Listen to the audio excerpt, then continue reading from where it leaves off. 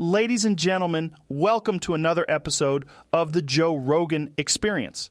Today, we have a very special guest with us. He's a ghoul mechanic and self-proclaimed gunslinger who says he's been imprisoned at Black Mountain in the Mojave Wasteland. Please welcome Raul Tejada. Thank you for having me on the show, Joe. Raul, it's great to have you here. So tell us a little bit about yourself. How did you become a ghoul and end up as a prisoner at Black Mountain? Well, Joe, I was born before the Great War in Mexico.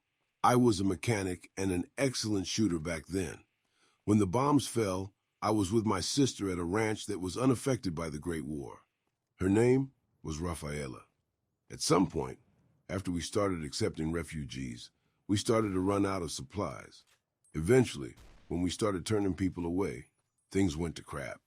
One night, a group of people came and barred the house before setting our house on fire. Only me and my sister got out. Afterward, we headed to Mexico City against our better judgment. That's rough, man. How did you manage to survive for so long in the wasteland? Yeah, rough is one word. Well, Joe, I'm a survivor. I've been through a lot over the years. One day, after I was ghoulified, I found an old vaquero outfit and started wearing it. Rafaela really liked the outfit. I eventually gained a notorious reputation as a gunslinger, which led to people targeting me. Eventually, one morning after my sister went out, I found her dead. I destroyed the people who murdered her to the last man. I'm sorry to hear that, Raul. That's a terrible tragedy. It sounds like you've been through a lot of hardship in your life. So, how did you end up at Black Mountain? Well, after my sister's death, I continued wandering the wasteland.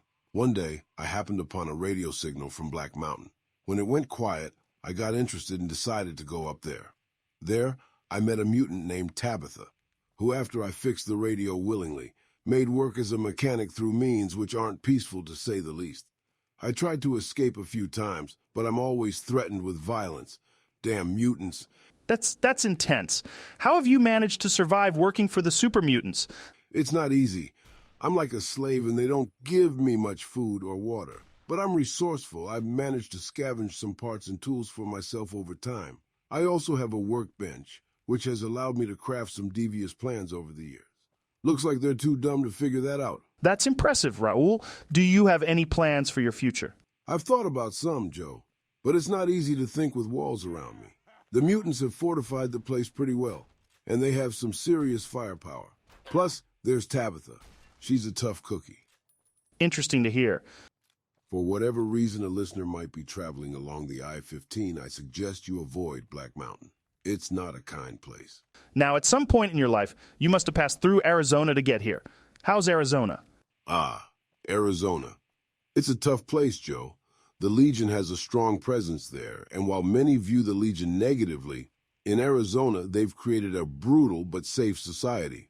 However, they're not too friendly to anyone else who doesn't fit their idea of the perfect society. One piece of advice I can give is to never sell chems to them. It won't end well for you. By the way, I listened to your podcast with Joshua Graham. Loved it. Oh, thanks, man. Anyways, in Arizona, there are some good people there too, trying to make a living and survive in the wasteland. I've done some work for a few of them in the past. That sounds like a challenging environment to live in. What kind of work have you done for the people of Arizona? Mostly mechanical work, Joe. I've fixed up cars and weapons, and I've also helped some farmers repair their irrigation systems. I try to help out where I can. It's not easy being a ghoul in the wasteland, but I figure if I can do some good and make people's lives a little easier, it's worth it. That's a noble way of looking at things, Raul. It's clear that you've had to face a lot of adversity in your life, but you're still out there trying to help people. That's impressive. So what do you think the future holds for you? Do you have any plans or goals for the future? As I said, Joe, my main goal right now is to get out of Black Mountain and back into the world. Beyond that, I'm not sure. I've been thinking about maybe heading up to New Vegas and seeing if I can make a life there, find somebody. It's a dangerous place, but it's also full of opportunity. Maybe I'll even start my own garage and gun shop. Who knows? The wasteland is full of surprises. Now, I wanted to ask you about something that I've heard about in the wasteland, the Brotherhood of Steel. They're known for being pretty anti-ghoul, aren't they? Yeah, Joe, that's unfortunately true. The Brotherhood has always been pretty intolerant of ghouls, and they're not too fond of mutants in general. They see themselves as some holier-than-thou protectors of technology, and they think that anyone who's not human is a threat to that technology. I've had a few run-ins with them over the years, and it's never been pleasant.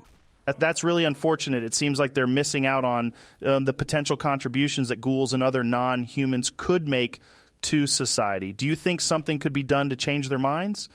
Honestly, Joe, I'm not sure there's much that can be done.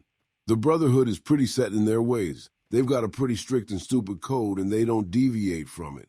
I think the best we can hope for is to try and find common ground with the people who are more open-minded. There are plenty of factions out there who are willing to work with ghouls and other mutants, and I think that's where we should focus our efforts. That's a good point. It's important to find allies and build a community of like-minded people who are willing to look past our differences and work together for the greater good. Now, speaking of communities, have you encountered other ghouls and tried to form partnerships? I can imagine that forming alliances with other ghouls might be a good way to help each other out. Absolutely, Joe. There are plenty of ghouls out there who are just trying to survive, just like me. Over the years, I've met a lot of them and formed some pretty tight bonds. We share resources, watch each other's backs, and offer each other support when we need it. It's not always easy to find people you can trust in the wasteland, but I've been lucky to find some great friends among the ghoul community. That's really great to hear, Raul. It's inspiring to see people coming together and supporting each other in such a harsh and unforgiving environment. It's a reminder that even in the worst of circumstances, we can still find hope and connection with others. Exactly, Joe. The wasteland might be a brutal place, but it's also a place where people can come together and make a difference. We might be mutants, but we're still human, and we still have the ability to build communities and support each other. Well said, Raul. Thank you again for joining us today. It's been a pleasure having you on the show. Thank you, Joe. It's been an honor. Took you long enough, so can I go now? Alrighty then. I'll just head out, alone, by myself, into the dangerous waste. Anything's better than staying here. Let's go.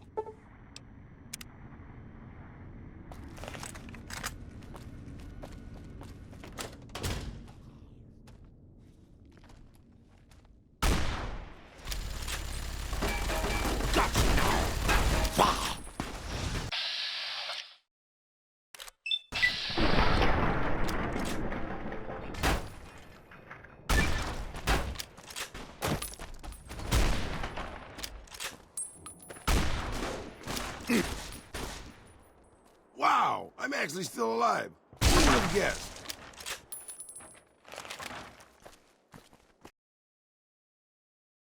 Hail the People's Republic!